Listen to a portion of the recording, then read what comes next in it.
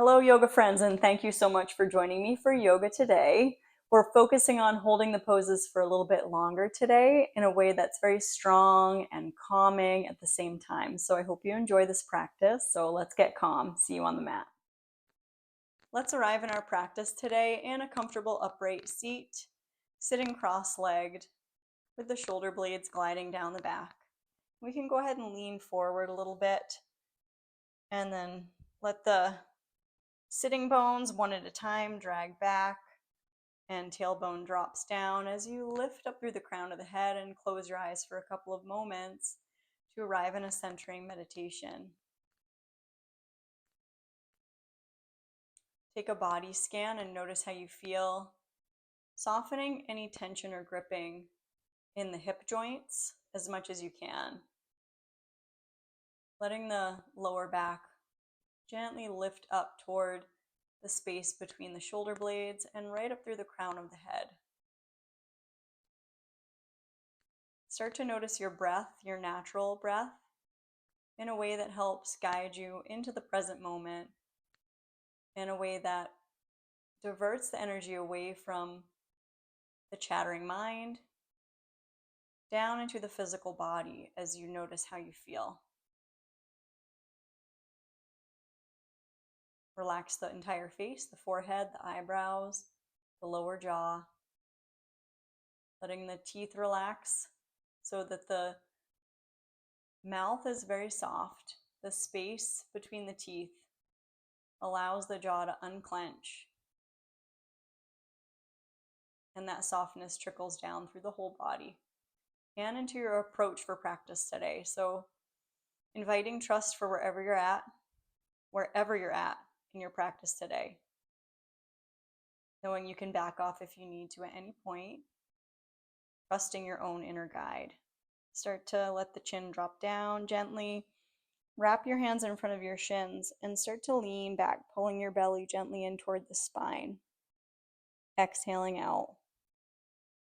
And then as you inhale, sweep your arms forward and up. Take a big full circle with the arms on your inhale. On your exhale, squeeze your knees in, your palms in, and press.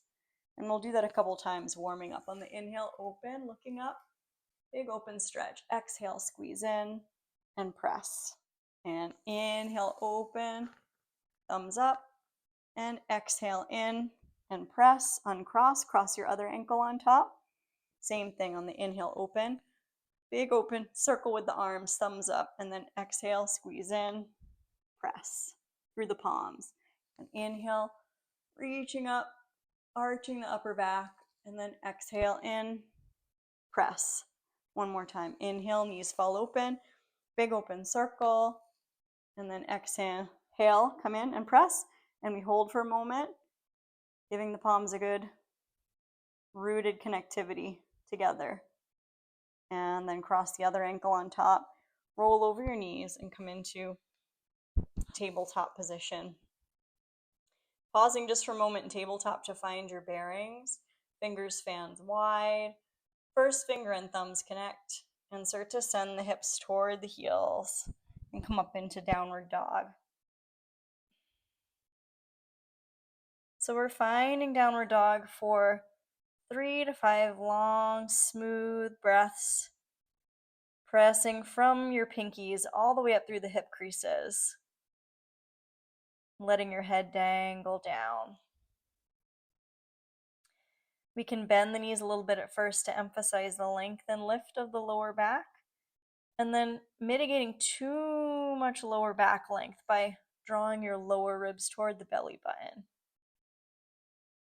Letting the head dangle. We're really rooting through the index finger and thumb and staying for a little bit to build some heat, to build some intention to stay and hold past the urge to flee. Come back to the breath. Find that hollow exhale. Now look at your toes and start to walk your hands toward your toes as we're going to come into an Uttanasana, a forward fold. And your tented fingers can frame the pinky toe sides of your foot. of your feet, or your hands can wrap behind your calves as you come into Uttanasana, where we're going to stay in that forward fold. Breathing through the nose on the inhale, feel the belly expand. On the exhale, let the head hang. And just hold and stay, spreading the toes. You could shift a little bit your weight from heels to toes, looking for a place in the middle to pause. And over time, the legs could straighten a little more. Back of head spilling down. Then start to drop the tail, draw the belly in, and we'll make our way up. Slowly finding your way up to stand in your Tadasana, your mountain pose. Let the crown of the head float right up toward the ceiling as the shoulder blades glide down the back. The collarbones are broad. The fingertips gently inch toward the outer heels. You can lift your toes up, fan your toes, spread them wide, and then let the toes melt down. Find this place where the tailbone just subtly melts between the heels, and we're connected to the breath in a smooth and easy way. Nose is in alignment right over the belly button. And then let's bend the knees, drop the tailbone down, and reach the arms up into Utkatasana, fierce pose. Soften the shoulder blades down the back as you continue to energize up through the fingertips toward the ceiling. We have an equal weight in the four corners of both feet, and we'll stay in pause nice and strong, holding a little longer than I might normally, to build a little heat and to ground yourself in your body. The toes, again, you can lift the toes, and sometimes that lifting of the toes brings more of a sense of the center arch of the foot lifting right up into the inner knee. A nice neutral gaze. We'll let the toes melt down, start to slowly straighten the legs and bring the hands through heart center. Take your hands to your hips, turn your left toes out about a 45-degree angle, and take a big step forward. Big step forward with that right foot. We're going to find warrior two position. So your heels are ideally about one of your leg widths distance apart. The left toes turned in about a 45-degree angle. That right knee drops directly over the heel. Now lift up through the center of the palms. Look at your left hand and see that that left hand's on the same plane as the right hand. And we'll really settle in here to a strong warrior two. You may have heard of the concept of posturing.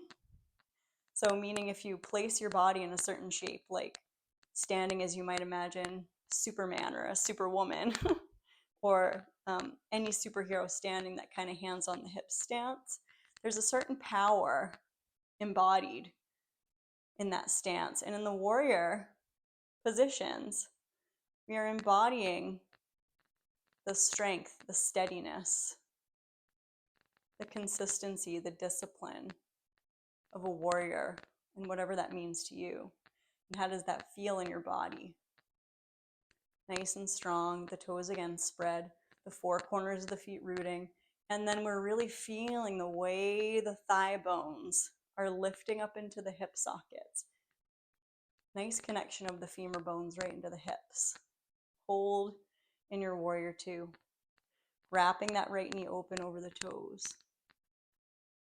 You start to feel some heat building. Now turn your right palm up and let's reverse the warrior, left hand to left thigh. Sweep your right arm up and over. And then we'll take a gentle version of reverse warrior with the left hand on the left thigh.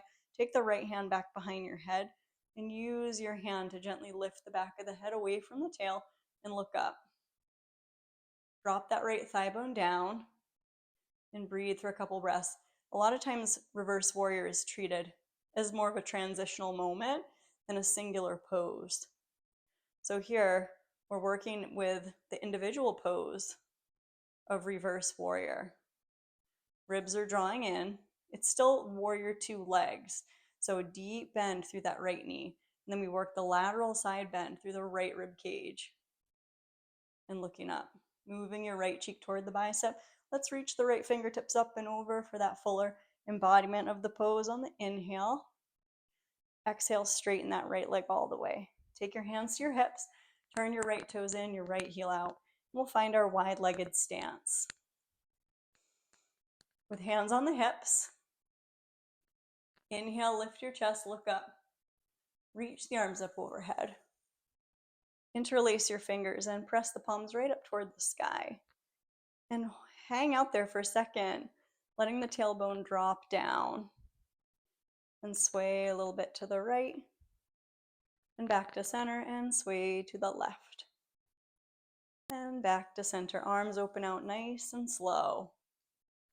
Reaching the fingertips right away from the shoulder sockets. Then just pivot that left toe to point toward the back edge of your mat. And we'll take warrior 2 on this side.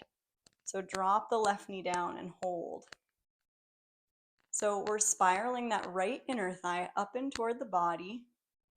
And we're externally rotating that left hip. So we're externally drawing that left thigh bone out. So the left knee wraps open over the toes. Really important to strengthen the quadriceps, stabilize the knee, and that left lower back SI joint. The drishti, the focal point, is out over the left fingertips. And can we embody the qualities of a warrior? Strong, stable, capable, holding. Keep the lower ribs containing in. Very good. Nice and strong to stay. Just another moment. Pelvis drops a little more. And then turn your left palm up and we'll reverse that warrior. Sweeping the left arm up and overhead. We'll take that left hand behind the base of the skull. Use your hand to gently lift the base of the skull away from the tail. We'll hold there. Shaking is okay. If you find your muscles shaking a little bit, that just means deeper parts of the muscles are starting to come online in a way maybe they haven't in a while. So we're breathing in that reverse warrior. The right leg is strong and straight, but there's even a little micro bend in that right knee. Lateral side bend through that left waist. Reach the left arm up and over, looking up toward the ceiling. Let's inhale. Exhale, straighten that left leg, release your left arm down. Turn your left toes in, your left heel out. Find that wide-legged stance again. And then slide your hands down. Take your right fingertips, slide them toward the outer right heel. And then come back to center. And slide the left fingertips toward that left heel. And come on back to center. Slowly start to fold. We'll take a wide-legged prasarita, folding that torso down in between your legs, gradually moving the crown of the head toward the floor. Slide your hands on the outer thighs toward your outer ankles. Lift the inner arches of the feet so the ankles are not collapsing in. Finding some breath there. Tuning into the inhale through your nose and the exhale long and slow. Holding in that prasarita padottanasana. That's a wide-legged forward fold. Visualizing the center crown of the head coming toward the floor over time. And the shoulder blades gliding away from the base of the skull right onto the back. Good. And then start to look at your right foot and gently walk your hands toward your right foot. Turn your right toes toward the front of your mat.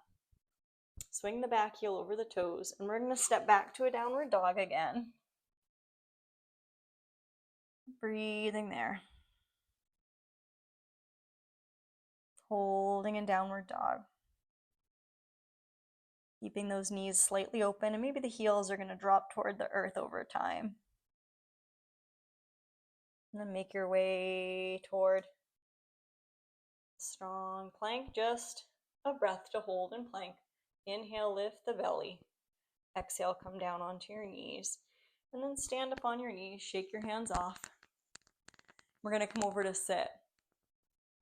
Come on to sit in a cross-legged seat again with either ankle crossed on top. And find yourself sitting really upright with the hands wrapping around the knees in a way that helps you lean back a little bit and lift up through the back of the head. Broaden the collarbones. So we spread the wings of the collarbones all the way out into the shoulder joint and beyond.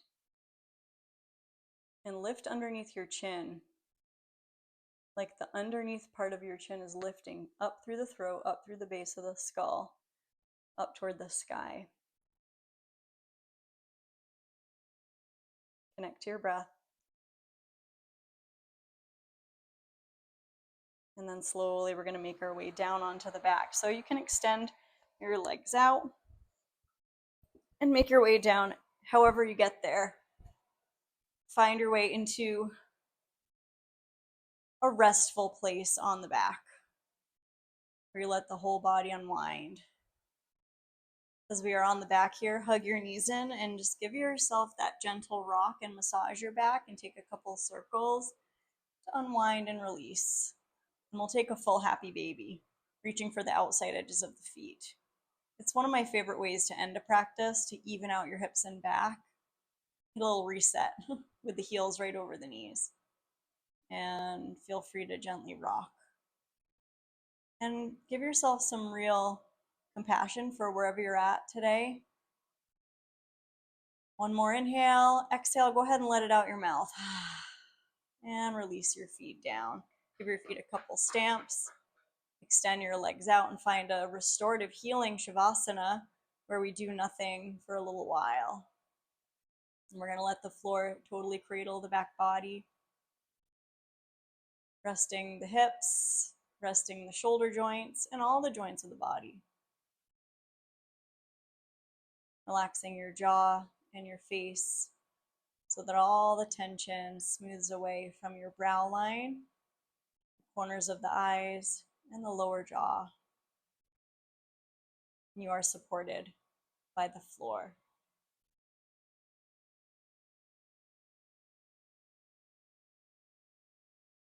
Taking your hands on your belly, think about what qualities you want to cultivate. What do you want to embody in your practice and also in your life off the mat?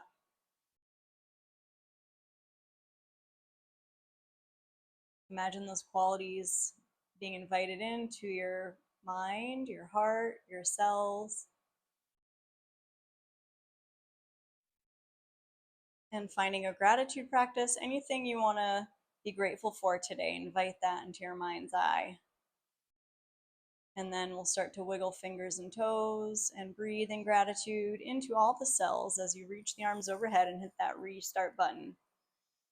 And then gently hug the knees in toward your body. Take your time to roll to either side slowly, then press up, and I'll meet you there.